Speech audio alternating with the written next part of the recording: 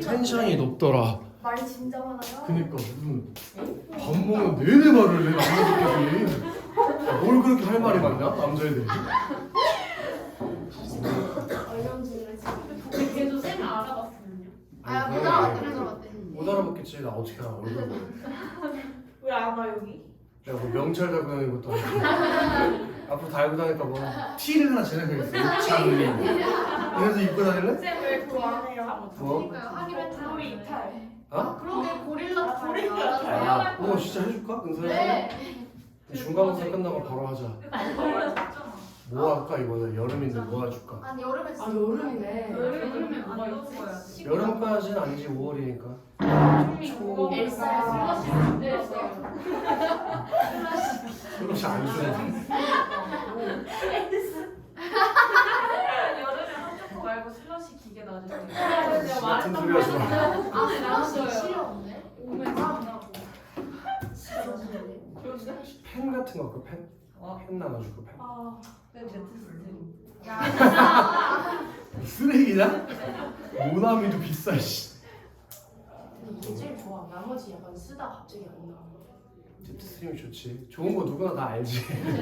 비싸니까 문제지. 나 이거 공항에서 사왔어요. 지우개 같은 거도 지우개. 고창민 부모님 쓰는 거. 근데 지우개 하나도 못 가지고. 이거 하나만 안 보지. 지금 이게 너무 미술학원. 슬러시 기계는 내가 생각해볼게. 큐리야. 슬러시 기계 넣으면 내가 봤을 때 며칠 못 가고 얘네가 다 먹어버려.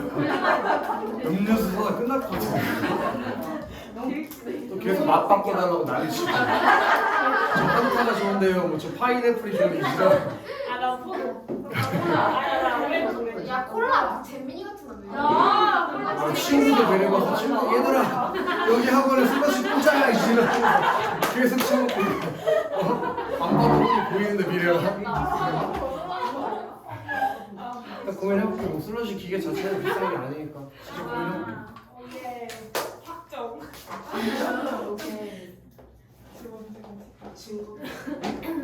증거. 시작해요. 여기 녹화 다 되고 있어. 88쪽. 네, 이 작품은 눈물의 의미를 새롭게 해석한 시고 우리 네버나처럼 작가 맥락. 작가 맥락을 바탕으로 이 눈물이라는 시어의 함축적인 의미를 파악하는 게 시의 핵심이래. 다시 잘 들어야 돼. 여기서 중요한 얘기가 나오니까 작가 맥락을 바탕으로 눈물의 함축적 의미를 파악하는 것. 그게 이 단원의 학습 목표래. 작가 맥락을 바탕으로 눈물의 함축적 의미를 파악하는 그 작가 맥락 밑에 살포시 가로를 쓰자. 표현론적 관점. 표현론적 관점. 그게 뭐냐면 희연아, 문학 작품을 감상하는 방법은 여러 가지가 있어. 작품의 내부적인 것만 읽어낼 수도 있고 작가가 어떤 삶을 살았는지에 따라서 해석해 볼 수도 있고 사회 시대적인 거 어떻게 들어가는지에 따라서 다르게 해석할 수 있단 말이야. 근데 작가 맥락이라는 걸 쉽게 생각해. 작가가 어떤 삶을 살고 어떤 가치관을 가지고 있는지에 대해서 이해한 다음 시를 읽는 거라고. 그래서 얘는 학습 활동을 먼저 읽고 와서 시를 읽을 거야. 한 장 넘어가고. 2번에 보기에 이 시를 쓴 김현승 씨가 어떤 생각을 가지고 시를 썼는지 작가 맥락이 나와 있어. 그래서 이걸 읽고 이걸 바탕으로 눈물의 함축적 의미를 파악하는 거야. 이 시는 내가 그렇게도 아끼던 나의 어린 아들을 잃고 나서 애통해하던 중. 그럼 지금 어떤 상황에서 시를 쓰게 됐다고? 아들이 죽은 상황이야. 굉장히 슬픈 상황이지? 어느 날 문득 얻어진 시다. 나는 내 가슴에 상처를 믿음으로 달래려고 그런 심정을 썼다. 인간이 신 앞에 들을 게 있다면 그 무엇이겠는가? 그것은 변하기 쉬운 웃음이 아니다. 웃음의 세모치자. 얘는 웃음은 변하기 쉬운 거라고 생각했으니까 웃음을 부정적으로 판단하고 있는 거지? 그 근거는 뭐야? 변하기 쉬우니까. 그런 건 신학에 바칠 수가 없다. 왜? 잘 변하니까. 그래서 그런 거 말고 지상에서 오직 비추실 거예요. 썩지 않는 것, 변하지 않는 것이 있다면 그것은 신 앞에서 흘리는 눈물. 또 마셔. 눈물. 그럼 눈물은 변하지 않고 웃음은 변하지. 그럼 정연아, 눈물과 웃음은 서로 뭘 이루고 있어? 대조를 이루겠지? 그럼 이 시인은 웃음은 긍정적으로 봐, 부정적으로 봐? 긍정이 아니라 부정. 눈물은 긍정. 왜? 변하지 않는 것이거든. 그래서 신에게 바칠 건 뭐밖에 없다? 눈물밖에 없다라고 얘기하고 있는 거예요. 그럼 눈물이 확실히 긍정적 의미를 가지고 있구나라는 것 정도는 이해가 됐지? 그리고 앞으로 돌아가서 시험해보자. 덜어는 이게 때로는 이런 뜻이야. 때로는 오케이? 때때로 이런 말. 덜어는 옥토가 뭔지 모르는 사람은 써라. 기름진 땅이라는 뜻이야. 기름진 땅에 떨어지는 그 떨어진다는 거에서 무슨 이미지가 있어? 하강 이미지가 있어. 하강 이미지. 자, 동그라미 작은 생명.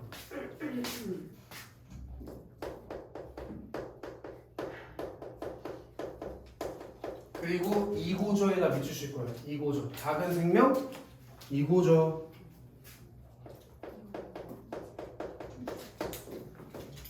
이렇게 여기 되게 중요한 게 몇 개 나오니까 잘 들어야 돼. 시험에도 많이 나오는데 덜어는 무오가 옥토에 떨어지는 작은 생명이고 싶다. 이런 뜻이거든. 지금 그 앞에 주어가 생략됐다고. 이 작은 생명이 뭔지 주어가 생략돼서 뭐냐면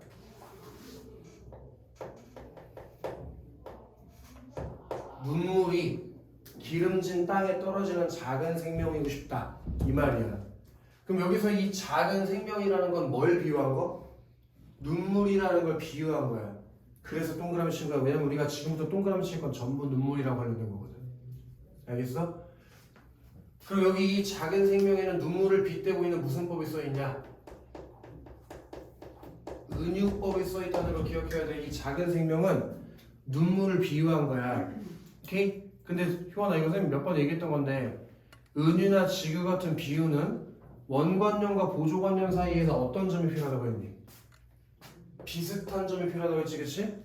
그래서 뭐 한가인 같은 박효원 이런 건 어려운 얘기라고 했잖아. 알겠어? 그럼 눈물과 작은 생명이 어떤 점이 비슷한 점이 있냐? 눈물과 이 작은 생명에는 어떤 것들이 비슷한 점이 있냐? 둘 다 여기 너네는 써 있으니까 밑줄치면 되지? 희생을 통한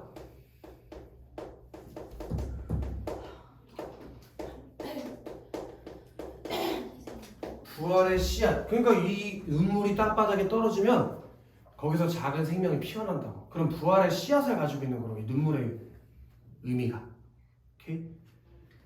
그리고 또 졸라 중요한 거, 은유법이 쓰인 것만큼 중요한 게 있는데 잘 생각해 봐봐. 보통은 시에서는 추상적인 관념들을 구체적인 사물로 표현하는 경우가 많거든? 세진아, 생명이라는 건 추상적인 관념이야? 아니면 구체적인 대상이야?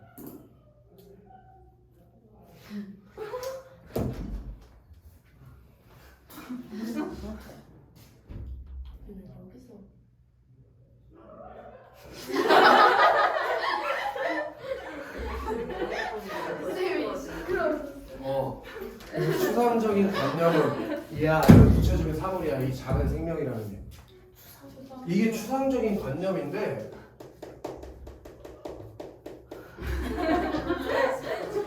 그 추상적 관념으로 이 작은 생명으로 얘가 표현하려고 했더니 눈물이지. 그럼 눈물은 구체적인 대상이야, 추상적인 관념이야? 그치?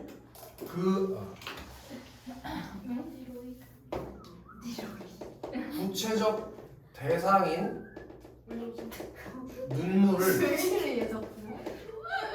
추상적 관념에 해당하는 생명으로 표현했다는 것. 이것이 시험에 굉장히 자주 출제되는 부분이에요.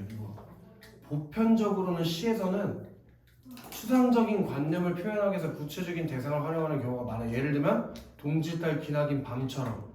밤이라는 시간이 마치 눈에 보이는 것처럼 표현하잖아. 근데 이건 거꾸로야. 구체적인 대상을 표현하기 위해서 추상적인 관념으로 표현하는 거. 이거 되게 흔치가 않은 표현법이야. 오케이? 그래서 이런 걸 어떻게 시험 문제에 많이 나면 이런 표현 기법에 사용된 시를 고르는 게 많이 나와요. 외부시. 이 눈물은 웬만하면 단독으로는 시험에 안 나올 거야. 이거와 유사한 맥락의 시가 되게 많거든? 아까 이 시가 왜 창작하게 됐다고 했니? 아들의 죽음을 계기로 썼다고 했지? 자기 가족의 죽음을 계기로 쓴 시가 굉장히 많단 말이야. 그래서 그걸 엮어읽기로 많이 내고, 좀 전에 얘기했던 것처럼 이것도 이게 북일려고 해서 2년 연속 시험 문제 나온 거야. 구체적인 대상을 추상적 관념으로 표현하는 시 고르는 거.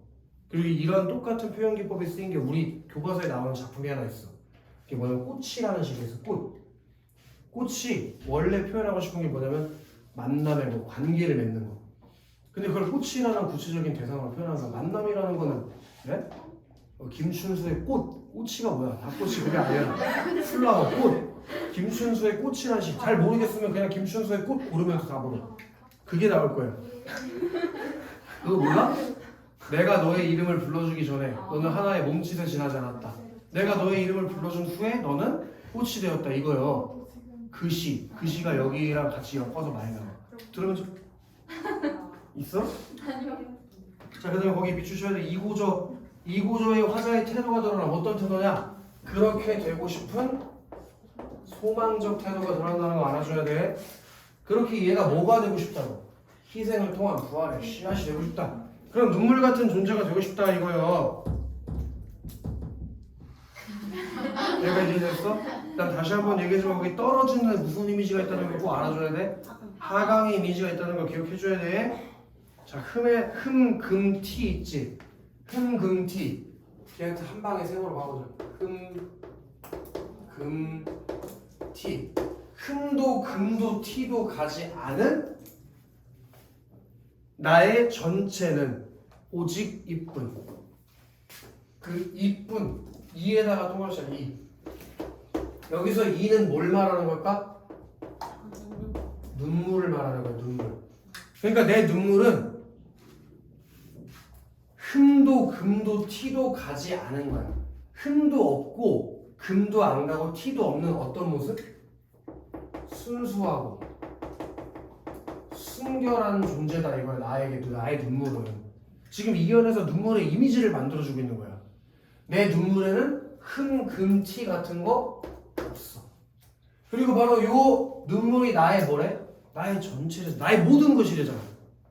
이해됐나? 내가 가지고 있는 것 중에서 흠도 하나도 없고 금도 안 가고 티도 안 난 건 이 내가 가지고 있는 모든 것 중에서 요거 뭐지 저거? 눈물 하나밖에 없다 하고 이쁜 하고 끝냈지. 거기서 무슨 어조가 나왔냐면 써줘야 되는데 이것 말고 다른 건 없어 라고 그냥 딱 거기서 잘라서 말했잖아. 그렇게 너무 잘했다. 단정적 어조야 그게. 그래서 이제 실력이 느는 거야. 그런 걸 단정적 어조라고. 이쁜. 이제 이 눈물은 어떤 존재라고? 순수하고 순결한 존재. 그럼 점점 눈물의 이미지가 어때? 희생을 통한 부활의 씨앗이 되고 순수하고 순결한 긍정적 이미지가 만들어지고 있는 거지 지금. 화면 내려가도 되냐? 네. 자, 더욱 값진 것으로 드리라 올지에다 비추잖아. 드리라 올지. 누구에게 드리는 건데? 아까 작가 맥락에서 봤잖아. 누구에게 드리는 거야? 하느님 절대자에게 드리려고 하는 거야. 더 값진 것, 더 비싼 것으로 하느님께 드리려고 할 때 그럼 거기서 어떤 어조가 나오냐면 경건한 어조. 그 하느님 절대자에 대한 경건한 어조가 들어간다고. 거기서 쉽게 써있네. 경건한 자세라고. 그지? 그 절대자가 니들이 알고 있는 기독교의 하느님을 말하는 거야. 왜냐? 이 김현승 씨가 직업이 목사야. 목사님이자 시인이야. 그래서 이런 시를 쓰는 거야 이 사람이. 여기까지 됐나? 그때 나의 가장 나중 여기다 밑줄 하시면 나중 그냥 나중이라고 하면 되지 왜 재수없게 나중 이렇게 표현하냐고. 그런 걸 뭐라 그래? 시적 허용이라고 하는 거지. 시적 허용. 가장 나중에 지은 것도 오직 이것 동시야 이것. 그럼 지우야 여기서 이것이 뭐겠어? 눈물이겠지. 근데 봐봐. 내가 이거 절대자한테 바칠 때 있잖아 지우야. 가장 마지막에 드릴 거라는 건 어떤 거라는 얘기일까? 가장 내가 가지고 있는 것 중에서 가장 값진 것이다 이거야. 이해됐나? 오케이? 여기서 한번 끊을 거야. 시의 내용을 여기서 한번 끊을 거야. 자, 1, 2, 3년에서 니네가 주목해야 되는 건 뭐냐면 지금 화자가 만들고 있는 눈물의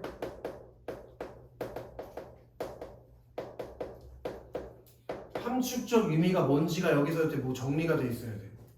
그게 89쪽에서 같이 봐봐. 89쪽에 눈물의 의미와 화자의 태도라고 써있는 거 보여? 그 눈물의 의미에 나와 있잖아. 얘가 지금 눈물의 함축적 의미를 1년에서 뭘로 만들었니? 희생을 통한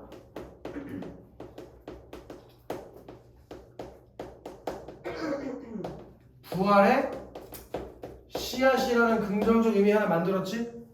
그리고 두 번째로 어떤 의미를 만들었어? 흠도 금도 티도 가지 않은 순수하고 순결함의 완전한 것이라는 의미를 만들었잖아.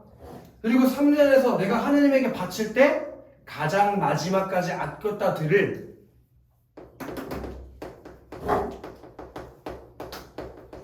가장 값진 것이라는 함축적 의미를 1, 2, 3연에서 만든 거야. 그럼 확실히 이 눈물이라는 건 긍정이야, 부정이야?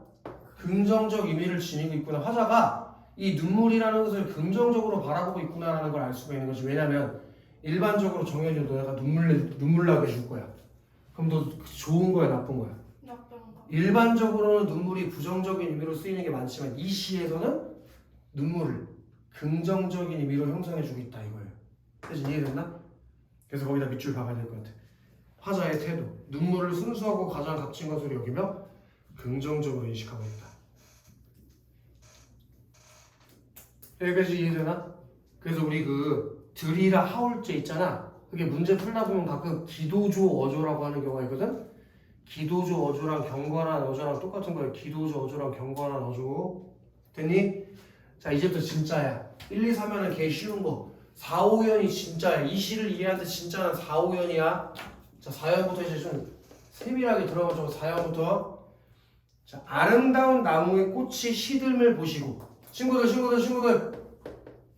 지금 꽃은 아름답지만 아름다워. 근데 언젠가 어떻게 되지? 시들어. 그럼 긍정이야, 부정이야? 아까 잠깐 맥락에서 웃음이 부정적인 이유는 뭐였어? 변하기 때문에 부정적이라고 했잖아. 근데 꽃도 처음에 폈을 땐 예쁘지만 시들어 버려. 변하는 존재인 거지. 그럼 긍정, 부정? 부정. 이해됐나? 근데 그 꽃이 시는 자리에 뭐가 핀데? 뭐가 맺힌데? 그럼 열매는 긍정, 부정? 긍정적인 거지. 그럼 꽃과 열매라는 시어가 서로 뭘 이루고 있어? 자, 근데 봐봐. 꽃이 핀 자리에 열매가 맺게 만드신 게 누군데? 잘 봐. 누군지 봐봐. 꽃이 펴서 진 자리에 열매 맺게 한 사람이 누구? 그 당신이라고 나와 있지 않냐? 당신에다가 발표시자. 그럼 이 당신은 어떤 사람이냐? 여기 보면 꽃이 핀 자리에 열매가 맺히는 거는 뭐야?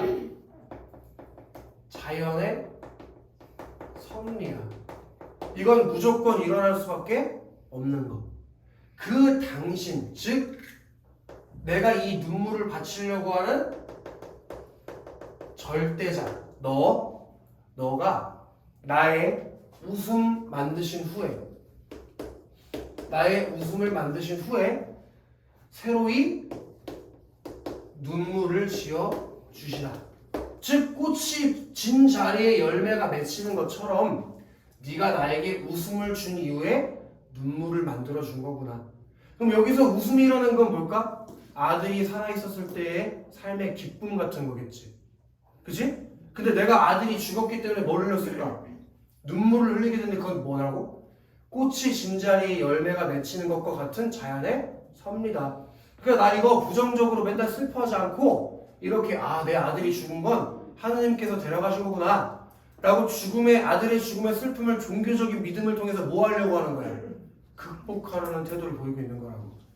무슨 얘기인지 알겠어? 그런 의도로 이 시를 썼다는 거야. 그럼 잘 보시면 이렇게 가야 되는 거지. 4연의 꽃과 5연의 웃음이랑 같은 의미. 그리고 4연의 열매랑 5연의 눈물이랑 같은 의미. 그럼 이 꽃과 웃음의 상징적 의미는 뭘까? 삶의 기쁨이야. 좋은 거야. 기쁘지. 웃고 있는데 나빠? 하지만 이 기쁨은 계속 가는 게 아니라 어때? 변해. 그런 삶의 기쁨이지만 일시적인 것이고 현상적인 것이고 현상적인 것이고 또 외면적인 가치를 드러내는 것이다 이거예요. 언젠가 쉽게 변해버리는 것. 하지만 얘는 열매와 눈물은 언젠간 나오게 되는 삶의 결실이고 이것은 일시적인 게 아니라 궁극적이고 내면적이고 또 영원한 가치를 가지고 있는 것이다. 이 실을 내가 다시 한번 천천히 무슨 내용인지 이해시켜 줄게. 나 지금 아들이 죽어서 슬퍼하면서 뭘 졸라 흘리고 있었을까? 눈물을 졸라 흘리고 있었는데 내가 생각을 해보니까 눈물이라는 게 나쁜 게 아닌 거야. 왜? 눈물이 기름진 땅에 떨어지면 생명을 부활시킬 수 있고 또 내 눈물은 흠도 금도 티도 가지 않은 순수한 것이야. 내가 가지고 있는 모든 뭐 사물, 나의 신체 모든 부분 중에서 가장 순수하고 순결한 것이야. 그리고 내가 하느님께 만약에 바칠 게 있다면 내가 가진 것 중에서 가장 값비싼 것이야. 그런 게 나의 눈물이니까 내 눈물은 나쁜 게 아니고 생각을 해보니까 꽃이 진자리 열매가 맺히는 것처럼 내가 지금 아들이 태어났을 때 웃었지만 눈물을 흘리는 건 절대자인 하느님의 뜻이구나. 이건 하느님의 뜻이니까 내가 거슬 수가 없는 거구나. 그리고 내가 흘리는 이 눈물은 나쁜 게 아니구나 라는 믿음을 통해서 그 절대자에 대한 믿음을 통해서 아들이 죽은 슬픔을 극복하려는 의지를 드러낸 시가 눈물이라고. 무슨 내용인지 이해가 정리가 돼? 그래서 너네가 시험 문제에 나오는 걸 좀 얘기해주면 제일 빈출이 많이 된 시험 문제에 대한 얘기를 해주면 여기 무슨 법 쓰인 거? 은유법 쓰인 거 시험에서 많이 물어보고 두 번째로 이거 눈물의 함축적 의미가 어떤 의미가 있는지 많이 물어보고 여기 소망적 태도 단정적인 어조와 경건한 어조가 쓰였다는 걸 많이 물어보고 제일 많이 물어보는 거 이건 많이 물어보는 게 아니라 100% 물어볼 거 그게 여기야. 꽃과 열매 웃음과 눈물이라는 상징적 시어가 뭘 이루고 있는 것? 대조를 이루고 있는 것. 상징적 시어의 대조 이게 시험에서 제일 많이 물어보는 부분이야. 이해됐냐? 그럼 이제 89쪽 다시 갖고 여기다 별표 한 5개 봐봐라. 시어의 상징적인 그게 다시 한번 얘기지만 시험에서 가장 많이 물어보는 부분이야. 우리 꽃과 웃음에다가 세모 박아버려요. 꽃과 웃음. 그건 부정적인 의미라서 세모 친 거지, 그지? 그리고 열매와 눈물은 동그라미 쳐보려고.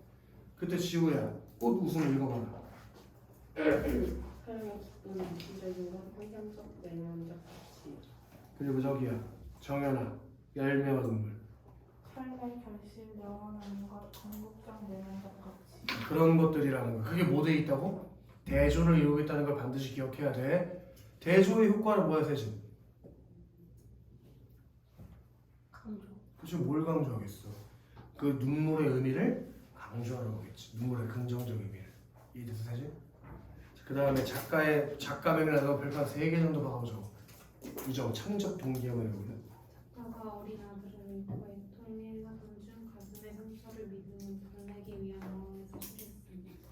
인간이 신과 같은 절대자 앞에 흘리는 눈물이 가장 순결하고 값진 것이라는 생각이 창작의 작가입니다. 바로 그거예요. 다음 장면. 그럼 학습활동 1, 2번은 방금 읽었던 건데 눈물을 형상화한 표현 3개 우리 찾았지? 옥토에 떨어지는 작은 생명, 흠도, 티도, 금도 가자는 나의 전체, 그리고 가장 나중에 지닌 것. 그걸 통해서 여기다 형광 표시를 할 건데 눈물을 순수하고 가장 값진 것으로 여기면 긍정적으로 인식하고 있다. 이런 점을 봤을 때 희연아, 작가는 눈물이라고 하는 시어를 어떻게 연습 있다고 하자면? 부정. 네? 부정. 네? 부정이요? 아니, 긍정 맞잖아요. 그쵸? 가장 순수하고 값진 긍정적인 거. 알겠어요, 희연? 네. 넓으니까 좀 아쉽다. 선생님 지금까지 머리를 안 잘랐으면 최소 지우나 희연이 정도는 됐을 텐데 너무 안 돼. 그래서 이제 뒷머리를 해주고 있어. 잘라주세요. 왜? 좋지 않아? 아, 근데 이거 어떻게 기우나? 밤에 잠잘 때 막 베개에 걸려가지고 목까지가 졸라 간지럽고 잘라요. 여기 이만큼 기울 거야. 잘라요. 잘라주세요. 왜? 아니 여름인데 이제 다른 맞아요. 자르는 게 좀 간지나지 않아? 전재준 같지 않아? 아. 강세지 네가 제일 나빠 씨. 표정으로 저거 봐 자면서 저거 고개 숙이고 있으면 모를 줄 알아? 얼굴이 닮았다는 얘기가 아니라 머리 스타일이 비슷하다는 얘기야. 누가 얼굴이 닮았대? 근데 그 사람 좀 잘생기지 않아? 내 스타일이야 걔. 양아치 저기 있어. 내가 좋아하는 얼굴 가지고 있어. 나 손명을 좋아해. 분명 왜 되게 생겼어. 야, 너네 쌍라이웨이 안 봤어? 쌍라이웨이 생겼어. 손녀가 너무 싸가지 없게 생겨서 너무 어, 좋아. 저 싸가지 완전 싸가지 없게 생겨서 싸가지 있는 사람이 짱이야.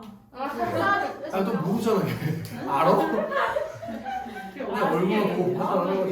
쌍라이웨이에서 존나 기억이 나. 그 복싱하는 혹시 딱 그거 킥복싱한 맞아. 썸라이 할 때 니네 걔 어렸을 때 초등학생 때 아니야? 그걸 봤어 근데 그때 박서준 진짜 멋있었는데 그분들 말 많이 듣더라. 박수는 잘생겼어. 아, 근데 나 박서준 보면서 한 번도 막 진짜 잘생겼다 이런 얘기 생각을 해본 적이 없어. 올해 말랐을 야, 이해하는 인정. 꼬박캐로 잘생겼다기보다 뭐라 그래 훈훈하다고 해야 되나? 잘생긴 거랑 다르잖아. 훈훈한데 뒤에서 볼 수 없는 박서준? 피지컬 이주석 쌤이라고. 잘생긴 거는 그런 사람이 잘생긴 거 서강준, 차은우 이런 사람들이 잘생긴 거. 그거 너 뒷담수리 잘생겼지? 아, 박서준은 접근 가능하게 잘생겼다. 언젠가 내가 꼬실 수 있을 것만 같다. 아니 사람 눈만 뒷담수 눈이 작은가? 야 알겠어 내가 실수했다. 내가 잘못한 것 같다. 잘라요.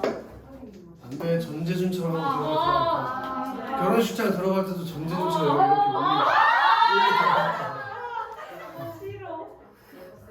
뭐라고? 너랑 결혼해 내가? 네가 왜 싫어해? 씨. 아니, 그 손명 같은 사람이 머리 기르면 진짜 좋을 것 같아. 아, 손명호 같은 괜찮은데 오창기 같은 새끼 머리 왜 기르냐? 그런 게 아니라 진짜 너무 멋있어, 그 머리 기르는 게. 자 요거 2번 꽃과 웃음에는 세모 때리자. 꽃과 웃음. 그리고 여기에다 형광펜 칠합시다. 삶의 기쁨, 일시적인 것, 환상적이고 외면적인 가치. 꽃과 웃음의 상징적 의미가 삶의 기쁨이면서 일시적인 것이고 현상적이고 외면적인 가치를 나타낸다. 그리고 열매와 눈물은 동그라미 박을까?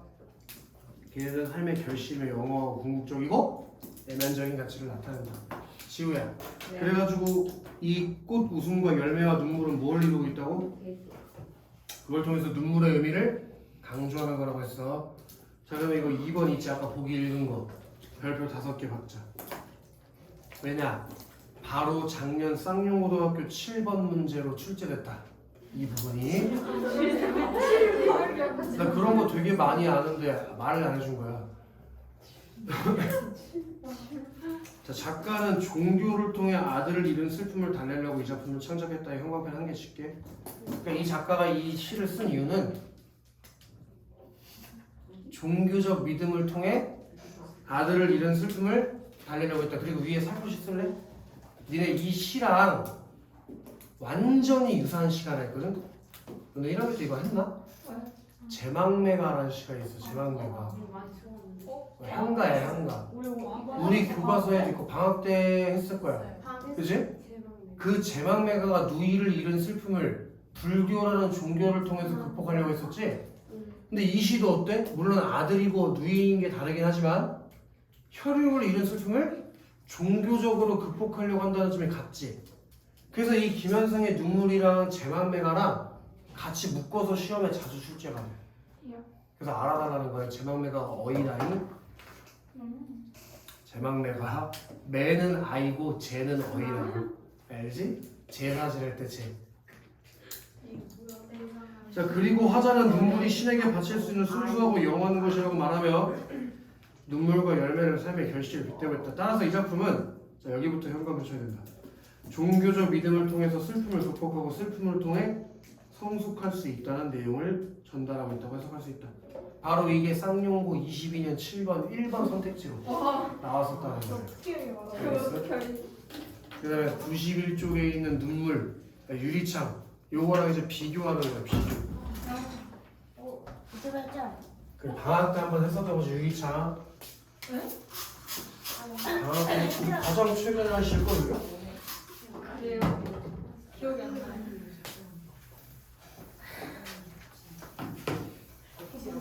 근데 그거 안 하는데요? 빨아 빨아. 이게 빠른데 근데 잘 안 돼. 네가 빨아줄래? 안 빨겠니 선생님 이걸? 오늘 아침에도 빨았어. 자, 유리창 1. 잘 들어. 어차피 내시니까 그냥 한 번에 가자고. 요 시도 정지용 시인이 자신의 죽은 아들을 잃은, 그러니까 아들이 죽은 슬픔을 달래기 위해서 쓴 시야. 그럼 왜 같이 엮었는지 알겠지? 앞에 눈물도 아들의 죽음이라는 슬픔을 달래려고 썼잖아. 이 유리창도 아들의 죽음이라는 슬픔을 달래기 위해서 쓴 시야. 알겠어? 그래서 같이 엮었는데 그냥 결론만 먼저 얘기해줄게. 시험에 나오는 결론만. 앞에 눈물은 그 슬픔을 종교적 믿음이라는 방법을 통해서 극복하려고 해. 근데 이 유리창은 슬퍼만 해. 그 슬픔을 극복하는 내용이 빠졌어. 그거야.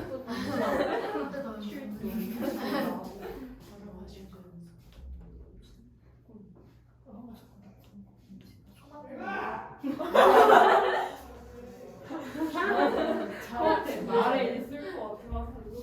내가 총을 쏘면 내가 오늘 있었니? 중딩이에요? 천골. 선고 선배들이 어려운 중딩들 얼마나 얌전한지 까본 애들이 없어. 저기서 중립 때문에 했어.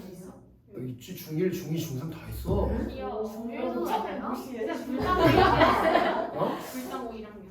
불타고 1학년 2명밖에 없었는데. 아, 유리. 가서 알려. 니네 가서 알려라. 아, 쌤 빨리 그거 해요. 그럼 걔네끼리 수업해요? 2명밖에 없어. 거의 다 했거든. 밤에다. 우리도 처음에 집에 가면. 그때 솔직히 좀 부담스러웠잖아. 아니 진짜 얘 코로나 걸렸을 때 아 근데 너 없었을 때 얘 혼자 한 적도 있었을걸? 진짜요? 없었어요. 진지 나도 졸라 어색했었어. 처음 번째였는데 네, 보통 우리 학원에 그때 있었던 애들은 다 안양에서 같이 온 애들이 많으니까 현역 금비였을걸? 네 번째는 그 다음에 혜린이, 다섯 번째 그 가정. 다음에 다정이. 다정이, 그리고 다정이 나중에 나왔어. 몇명 가정이랑 없다. 그거 비슷하게 아 들었어요. 맞아. 그 세진이 나중에 여기 들어오고. 버리고 갔어요 다정이는? 도망갔어. 여기 조효준은 만났어. 이렇게 만났어. 어? 조효준은 왜? 만났어? 왜? 걔 어디로 내가 도망갔어? 완전히 학원 다 통틀어서 하는 대로 갔대요. 나한테는 그때 그렇게 간다고 얘기하고 갔었거든. 그럼 말했지. 근데 뭐 아니 걔가 어딜 가는 건 뭐 중요한 게 아니에요. 다니기만 하면 되지. 아, 맨날. 아, 리원이가 혼자 해보고 싶어 해가지고 하고 그러지. 조효준 애들 많나? 한 번에 지금 많다는데. 조효준 열일곱 이름이 명? 아니라 너도 아니야 조효준 거기 이름인데 남자애들 그거는 많아. 그냥 조효준이 원작 이름이에요. 원작 이름이긴 한데 가르치는 사람은 허스고 허스버스. 뭐야? 아, 나 맞아. 중딩 때 근데 쌤 애들이 대치해서 이름이 아니라 그랬어. 아, 그 사람 대치해서 있었어? 그 내가 얘기해줬나? 그 사람이 어느 날 알바본인가 뭐 아무튼 무슨 몰랐다. 어플로 나한테 갑자기 조교하러 오라고 이지랄해가지고 가서 때릴 뻔했네 씨. 거기서 조교. 지가 뭔데 나한테 조교를 하라 그래 씨. 조교할 생각 없냐고 한대. 뭐 쪽지 날라왔어. 조교할 생각 없냐고. 쌤이 국어하는 거 알아요? 글쎄 모르겠네. 내가 그 사람은 몰라. 조효준만 내가 아는 사람이야. 아는 사람? 근데 내가 몇번 얘기했잖아. 내가 맨 처음에 학원가사 할 때 원장이었다니까 걔가. 쌍용동에 있을 때. 진짜요? 응. 왜 계라예요? 모르는 사람이니까. 다시 안 볼 사람인데 경쟁자 애넘인데 애넘이 다 물리쳐야 되는 사람이야. 여기 다른 국어학원 다 애넘이들이요. 하나씩 차례대로 꺾어야 되는 존재들이라고. 이제 조효준 다 경쟁이야. 조효준만 꺾어요. 안돼 안영호까지 꺾어야 돼. 안녕은 이미 이미 꺾였어요. 아니 안영호에 애들 많을 거야. 거기 뭐한 못 가르치세요, 애들이. 내가 그만둘 때쯤에 한 700명 정도 있어. 이렇게 많아 사람. 쌤은 몇 명 있어요? 우리는 어제 내가 세봤을 때 한 130명? 안녕. 근데 거기는 엄청 많은 거지. 걔는 선생님이 거의 9명 왜 있는데 이렇게 많아? 우리 한 명이잖아. 우리는 나랑 이제 여자 선생님이랑 해서 성진 쌤. 이제 3명 됐대. 이제 3명. 왜 이제 세 명이에요? 응. 왜요? 한명 떨어졌어? 고1이 명수는 적은데 학교가 많아가지고 내가 다 들어갈 수가 없는 거 몸을 자르지 않으면 아 여자예요? 다 여자야. 남자는 애시당초 지원하는 애들이 없었어. 그때 얘기했잖아. 남자에 한 명 지원했는데 걔는 저기 뭐야 의대 다니는 애가 지원했었다고. 걔 뽑을 수가 없었다니까.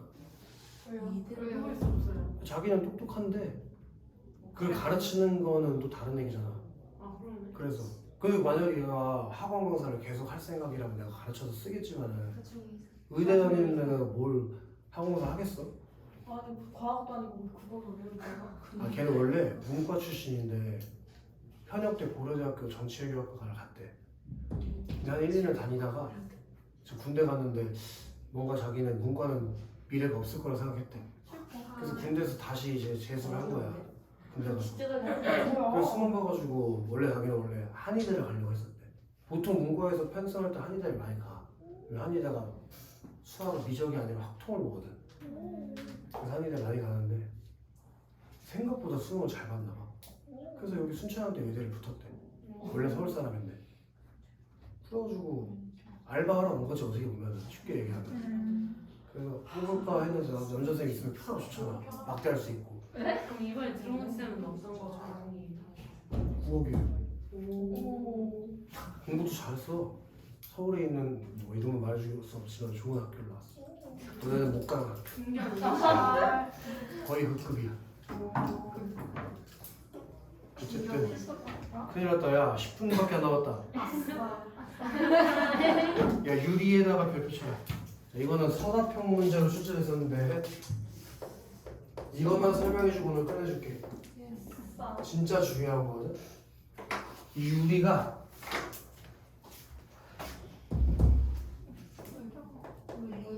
연결과 단절의 의미를 가지고 있는 이중적 매력이라는 걸 꼭 기억해. 유리창을 통해서 밖을 볼 수가 있잖아. 네. 근데 유리창이 있기 때문에 밖에 나가지는 못하지. 그치? 네. 유리창을 뚫고 나갈 수는 없잖아. 그래서 이게 연결과 단절의 이중적 매개체라는 게 작년 쌍용고 서답형 3번 문제 출제 서답형 3번을 알겠어요? 그래서 그걸 꼭 아마 여기가 불딴 거는 시험 범위가 아니었을 거예요 작년에는. 쌍용고 애들이 시험 범위였어요. 그래도 안 나왔으면 좋겠다. 어떻게 안 나오냐 애들이 시험 범위가 이미 나와 있는데. 그래서 요거까지만 일단 설명해주고 확정하세요. 아니야 그럼 더 나가면 더 나갈지 덜 나가진 않을 거야. 이제 나가는 속도가 맞아. 이거는 무조건 할 거야 걱정하지 마. 그래서 여기서 끊고 자 숙제는 이거 오늘 검사 못한 거 있지? 이거 다음 주까지 다 풀어. 이 다음 주 금요일까지. 원래 모란이 비기까지는까지 숙제였잖아. 그럼 수호제기만 푸는 건데 뭘? 빈칸 채우기 빼고 객관식하고 서술형은 다 풀어.